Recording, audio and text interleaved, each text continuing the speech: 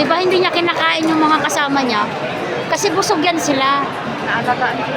Oo, busog yan sila kaya hindi kinakain yung mga kasama niya. Umiigyong ko. Hindi tumikot-ikot pa sila ko ganyan. No? Diyan lang sila talaga nagpabalik-balik, oh. Taas baba lang. Para silang tinuruan na umikot-ikot lang kayo dyan para di kayo mahito.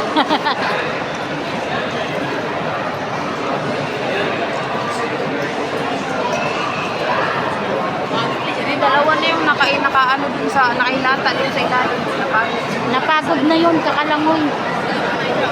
Ang daming isda, oh.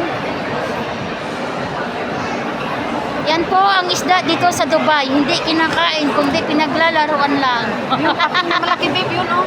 Saan? Matandang pati, yung patandang pati. Nasa ibabaw nga yun, nasa taas.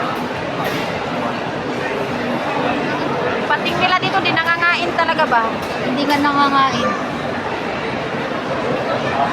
Siguro pasok sa loob, mas marami, no? May mermaid siguro sa loob. Mayroon yan show. Mayroon yan silang aquarium show, kumbaga.